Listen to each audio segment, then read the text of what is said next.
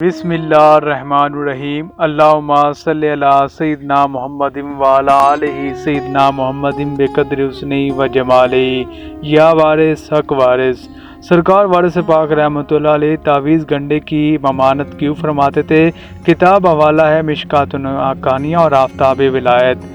سرکار وارث پاک رحمۃ اللہ علیہ عشق الہی سے سرشار تھے، اس لیے تبین تعویذ گنڈوں، چلے، وظیفوں اور عملیات کے قطعی خلاف تھے۔ خود فرماتے تھے ہمارا مشرب عشق ہے جس میں انتظام حرام ہے اور رضائے شاہد حقیقی کے سامنے سر خم تسلیم کرنا فرض عین ہے۔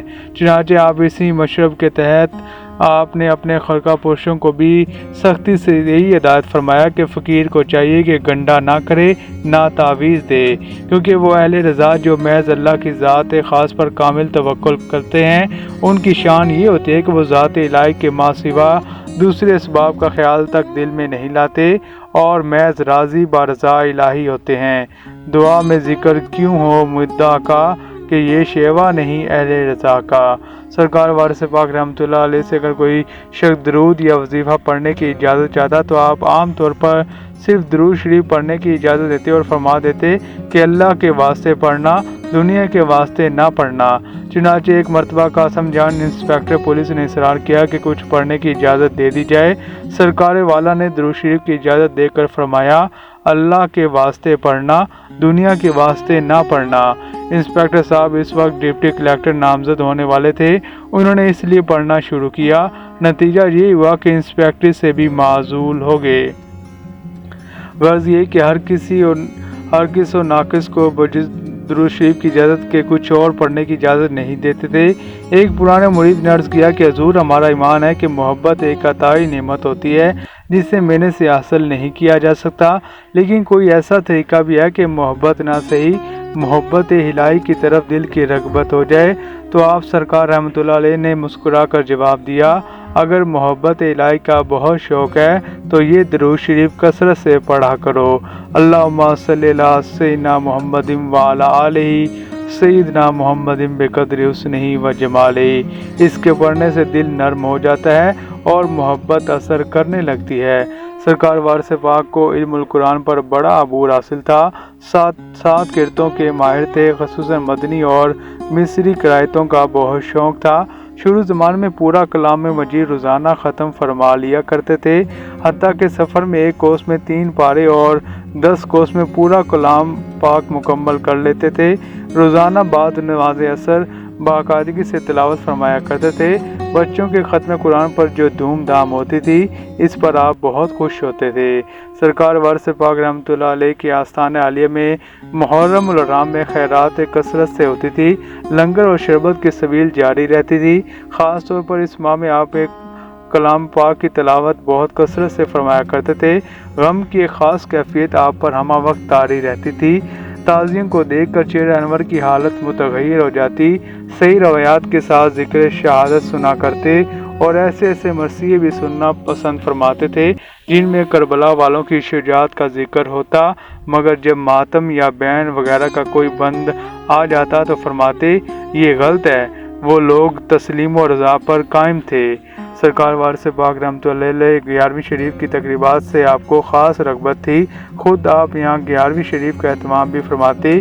اگر فاتحہ کے لیے کوئی شیری نہیں لاتا تو آپ خود فاتحہ یاد کرتے۔ سرکار وارث پاک رحمۃ اللہ علیہ میلاد شریف کی محفلوں سے آپ کو عشق تھا۔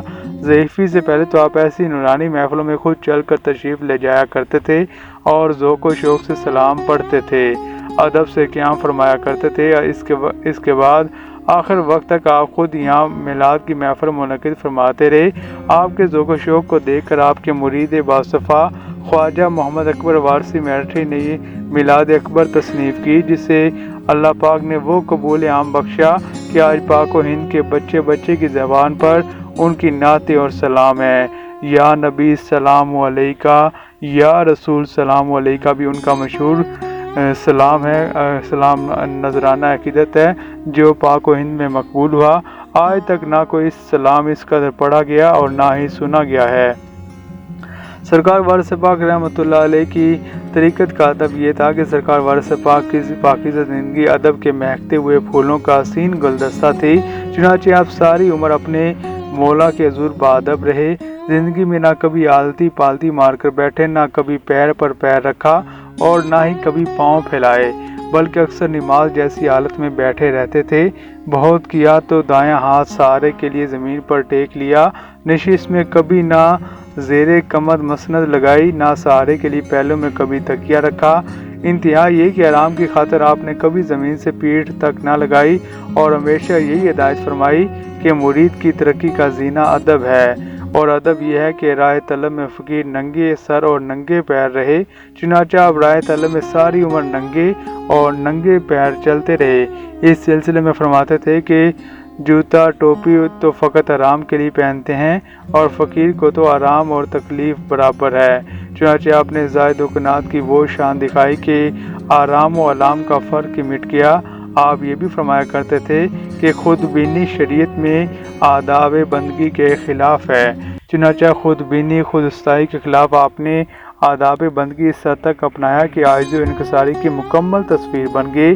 ایک مرتبہ آپ کے مرید نے عرض کیا کہ میں اپنے کسی ذاتی کام سے اجمیر شریف گیا تھا، مگر جس کام کے لیے گیا تھا وہ کام بھی نہ ہوا اور ہوٹل سے میرے کپڑوں کا بکس بھی چوری ہو گیا۔ آپ نے یہ واقعہ سنا تو دریافت فرمایا، کیا اجمیر شریف کے دوران قیام میں خواجہ صاحب کے سلام کو گئے تھے؟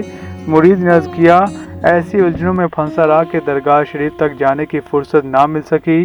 اس پر آپ رحمۃ اللہ علیہ نے فرمایا، اس بے ادبی کی یہ سزا تمہیں ملی ہے۔ اس کے بعد آپ نے سمجھایا، طریقت کا ادب یہ ہے کہ جس شہر میں ایک رات بھی ٹھہرو، وہاں کے مشہور اولیاء کرام کے مزارات پر ضرور حاضری دینی چاہیے۔ خود آپ کا یہ دستور تھا کہ آپ جس بستی میں وارد ہوتے، وہاں کے اولیاء کرام کے مزارات پر ضرور تشریف لے جایا کرتے، نیز بستی کے عام قبرستان میں بھی فاتحہ ضرور پڑھتے۔ ایک موقع پر مسجد نبوی شریف پڑھتے ہوئے خصوصیات ادب کا ذکر آیا تو آپ نے ارشاد فرمایا، ادب کا خاصہ یہ بھی ہے کہ آدمی وعدہ کرتا ہے تو یاد رکھتا ہے اور احسان کرتا ہے تو اسے بھول جاتا ہے۔ آداب محبت کے سلسلے میں آپ نے فرمایا، محبت کا ادب یہ ہے کہ معشوق کی جس چیز کو دیکھے اچھی معلوم ہو۔ السلام علیکم ویورز، مزید معلوماتی ویڈیوز کے لیے سلسلہ وارثی آفیشیل کو سبسکرائب، لائک اور کمنٹ کرنا مت بھولیے۔